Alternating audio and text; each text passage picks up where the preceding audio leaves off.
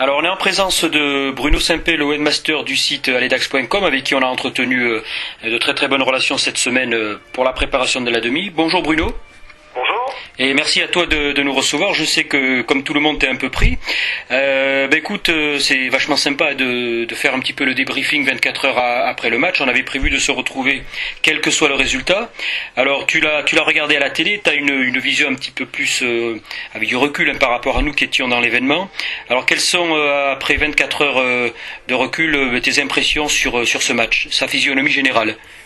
Ouais, par rapport au match, je pense qu'il n'y a pas d'ambiguïté par rapport à la victoire du Stade Montois qui a proposé un jeu beaucoup plus complet, beaucoup plus dynamique aussi. Connaissant l'équipe de Dax, c'est une équipe qui est relativement en souffrance dès que l'adversaire a une bonne conservation de balles et un jeu assez dynamique. Bon, ça a été le cas. Ensuite, sur la fin de match, il peut y avoir une sorte de hold-up parce que Dax vient mourir à 4 points, mais l'écart vu comme ça me semble relativement flatteur. Même si le groupe d'Aqua a prouvé encore une fois qu'il ne lâchait rien, je pense que la stratégie avait été fondée sur une défense très agressive et puis essayer de prendre le pas en mêlée pour fatiguer l'équipe montoise. Alors certes, l'équipe d'Aqua a pris le pas en mêlée. Elle n'a pas été récompensée au niveau des points par rapport à cette domination en mêlée. Et les Montons ont joué intelligemment ce secteur de jeu en faisant des sorties très rapides et en profitant de la tonicité de leur troisième ligne pour envoyer assez vite du jeu, soit sur les extérieurs, soit au niveau des centres. Dax était peut-être moins physique que d'habitude, et puis avec Mac-Island qui n'avait pas non plus tous ses repères. Donc la victoire montoise est tout à fait logique, même si le manque de gasoil à la fin du match a failli leur coûter cher. Alors il y avait, on va dire, entre 9 et 10 000 spectateurs sur Middle, ils annoncent pratiquement 9 000 aujourd'hui. Bon, il nous semblait qu'il y en avait un petit peu plus, c'était bien garni. Comment ça passait à la télé? Ça passait bien, c'est assez sympa par rapport à ce que tu peux voir le soir, par exemple, en regardant des matchs de foot. C'est assez sympa de voir les deux publics plus ou moins mélangés ou juste ne serait-ce que juxtaposés. Ça rend pas mal. Il y avait une bonne ambiance, ça rendait assez bien. Assez surpris par l'entrée en jeu des Dacois. Je sais pas si c'était besoin de les siffler comme ça rendait pas terrible à la télé. Par contre, au niveau des pénalités, il me semble qu'il y avait quand même pas mal de respect au niveau des tentatives de pénalité, même si Dax n'a pas eu à en tenter beaucoup. Il me semblait qu'il y avait quand même du respect.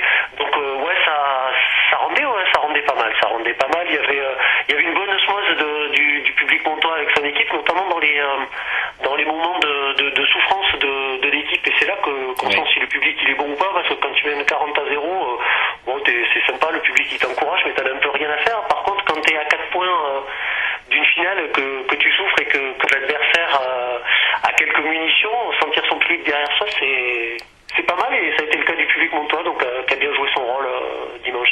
Ouais, je suis d'accord avec toi, c'est vrai que cette inversion de calendrier, on va dire, entre les Montois et les Dacois, et ce résultat à Bourgoin a certainement été important hier, dans la mesure où c'est vrai que le public a joué son rôle au moment où c'était le plus difficile pour le club, et je pense que les Dacois, il y a eu peut-être un ressort de cassé, je sais pas comment tu le vis toi, mais après cette défaite à Bourgoin qui mine un peu la saison compte tenu de votre classement régulier en 2 ou en 3 pendant 90% des journées. Ouais, je sais pas trop si c'est le match de Bourgoin, parce que ça faisait un petit moment qu'on faisait quand même des voyages à ville à l'extérieur. Il y a eu Aurillac, il y a eu Carcassonne. Je suis pas sûr qu'on ait ramené quelque chose de Tarbes.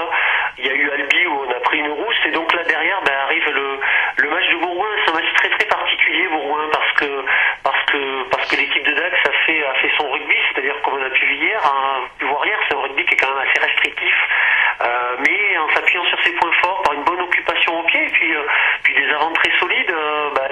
L'équipe menait 6-3, après il y a l'expulsion de Mirande, et malgré cette expulsion, elle se retrouve après 50 minutes de jeu menée 12-3, donc Dax menait 12-3 avant l'expulsion complètement idiote de Sinagel qui fait un geste complètement déplacé sur le coup, et qui laisse ses potes à 13, et là tu prends 3 essais, mais l'équipe tenait bien. Donc le match de Bourgoin, c'est vrai qu'il reste un petit peu en travers de la gorge, mais ça fait quand même un petit moment que les déplacements se soldaient mal. Alors après, est-ce que c'est là est-ce que c'est le point qui te manque à Bourgoin ou est-ce que c'est celui que tu aurais pu ramener à Carcassonne? Enfin, il manque un point sur l'année 2012. Tu vois, le fait de pas jouer la demi-finale à domicile est assez logique. Mais après une saison, bon, c'est sûr que ça commence en septembre et le début avait été exceptionnel. Sur l'année 2012, si on compare les parcours de clubs comme Dax ou Yonax, Hoche ou Aurillac, je suis pas sûr qu'il y ait une grande différence. Alors par rapport à la présence des Dacois, on a été un peu surpris hier. Bon, il y avait du monde, il y avait un quart du gradé en face qui était rouge, il y avait le virage nord côté Barbe d'Or qui était bien garni, mais bon, on a été un peu surpris. On nous annonçait 13-14 000 personnes de la faible présence dacoise malgré tout. À quoi tu l'attribues? Il y a peut-être pas mal de paramètres qui interviennent. C'est vrai que cette déception de ne pas jouer la demi-finale à domicile, il y a peut-être certains supporters qui se sont dit bon ben voilà, c'est pas à domicile, pareil, une sorte de bouderie, mais une petite sorte de déception. Bon, l'horaire aussi, mais ça c'est quand même des faux fuyants, parce que si tu as envie d'aller voir ton club jouer en demi-finale, c'est à 50 bornes, hein, c'est pas non plus on n'allait pas jouer à Oyonnax ou à Nice. Je sais pas, ou le manque d'enthousiasme autour de cette équipe qui est une équipe extrêmement vaillante, mais bon, on peut le dire maintenant, sans génie quoi.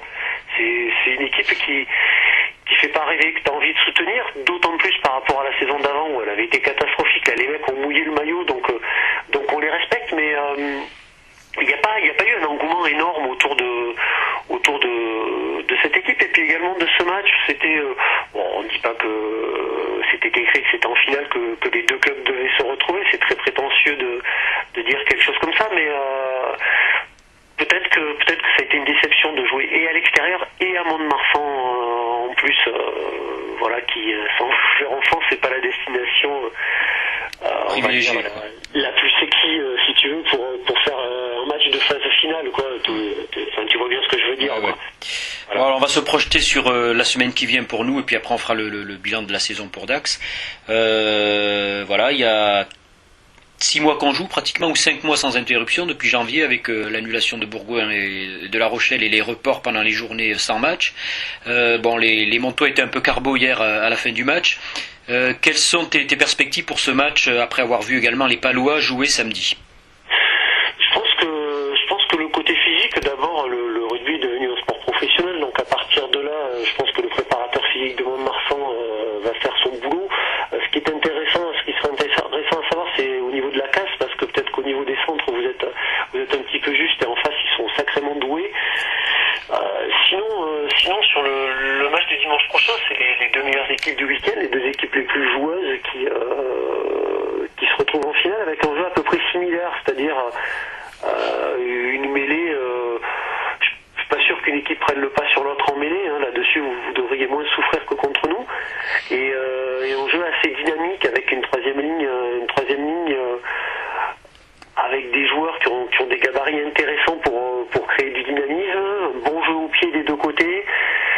C'est facile à dire que c'est du 50-50, mais je pense pas que la fraîcheur soit vraiment gênante pour les montants. C'est quand même une finale et les ressources, tu vas les trouver, quoi. Tu vas être poussé, tu vas avoir, je sais pas, tu vas avoir 10 000 montants qui vont monter à Mont-de-Marsan, qui vont monter à Bordeaux. Les mecs, ils vont se bouger, ils vont absolument tout donner. Je suis pas sûr qu'en face, ils soient pas plus carbonisés que vous, quoi. Donc, ils ont un jour de récup en plus, mais bon, il y aurait 5 jours entre les deux matchs, ça compterait, mais là où 8 jours, je pense pas que ça compte beaucoup. Ce qui peut peut-être faire la différence pour les Palois, c'est leur jeu au pied. Ils sont extrêmement précis. Ils ont surtout 3 possibilités avec Manka et avec Bouillot s'ils le font jouer pour bien occuper le terrain. Là, si les Palois sont adroits avec leurs pieds, ça peut être assez compliqué dans l'occupation du terrain. Voilà, ils ont une défense aussi qui est plus dynamique que la nôtre. Hein. Ils se projettent mieux en défense peut-être que Dax. Bon, le bilan de la saison, l'année dernière, on avait tous évoqué la difficile saison des Dacois, et puis on espérait bien évidemment que le club allait se maintenir dans l'élite, ne serait-ce que pour connaître des matchs comme on les a vécu hier. Ton bilan personnel de cette saison, et puis le départ d'Harry Carrère. Le bilan de la saison est excellent quand tu commences l'année avec l'objectif de te maintenir et que tu finis dans les 5 meilleures équipes de Pro D2, le bilan ne peut être qu'excellent. Je pense que cette équipe a redonné un petit peu de fierté aux supporters et puis au club, parce que quelqu'un comme Gilbert Pontens, qui est extrêmement dévoué pour son club, a énormément souffert. C'est sans doute celui qui souffre le plus de avait connu le Sedax l'an dernier. Donc là, ça va beaucoup mieux. Je pense que le staff avait quelques priorités qui étaient la défense, le jeu au pied et la mêlée pour retrouver les bases solides. Et on n'est jamais sorti de ces bases. Enfin, on est resté toujours sur ce style de jeu-là, qui fait d'ailleurs qu'on a eu très très peu de bonus offensifs. Les seuls qu'on ait eu, c'est Grenoble, c'est assez rigolo. Pau. Celui-là, il doit absolument rien à personne. Et puis Périgueux également. Donc tu vois, 3 bonus offensifs pour un club qui est classé 4e, c'est quand même un petit peu chiche. Donc voilà, l'équipe a retrouvé une certaine stabilité, de bonnes bases. Maintenant, il y a un énorme travail. Alors évidemment, David Darricara est sûrement impliqué dans ce renouveau de l'équipe. Il a peut-être fédéré autour de lui, il a peut-être donné une assise que Frédéric Garcia n'avait pas l'an dernier, et il a pu s'appuyer sur Darricara pour faire progresser ses avants en toute quiétude. Maintenant, c'est vrai qu'au niveau du jeu, si on fait le bilan du jeu mis en place, c'est pas le zéro du rugby, mais on n'est pas loin, quoi. C'est un jeu qui est fait de pénétration au ras avec le numéro 8. C'est un jeu extrêmement lisible qu'ont proposé les Dacois toute la saison. Donc, mais c'est un jeu qui s'est articulé sur certaines valeurs, un petit peu comme, je le dis encore, la vaillance, la défense, le jeu au pied, la mêlée, les bases de ce sport. Donc nous ce qu'on aimerait bien l'an prochain, c'est que le nouvel entraîneur, donc Manas, qui arrive de Perpignan, arrive avec Fred Garcia à avoir les mêmes résultats. Bien sûr, on serait très content, en proposant un peu plus de jeu. En proposant un jeu un peu plus de mouvement, un peu en s'inspirant de ce que vous faites ou de ce que fait Pau, ou encore mieux, soyons fous, de ce que fait Bordeaux en première division, qui propose un jeu quand même qui est vraiment intéressant à regarder jouer. Et je pense que si l'équipe arrive à proposer un jeu plus dynamique, le public identifiera plus facilement à son équipe. Mais on va pas faire la fine bouche, l'année a quand même été très très bonne pour l'USD. Écoute Bruno, je te remercie pour toutes ces analyses. Bon, évidemment, on saute d'abord au Fort Rumeur, au site aledax.com, et puis à tous les supporters d'Aqua, le meilleur pour la saison prochaine. Et puis on ne manquera pas de vous recontacter si l'occasion se présente, soit en Pro D2, soit en Top 14, éventuellement sur des gros matchs à Dax. Merci beaucoup à toi et bonne fin de journée. C'est sympa, puis à titre personnel, j'espère que le Stade Montois évoluera en Top 14 la saison prochaine. Merci beaucoup Bruno, à bientôt. Salut.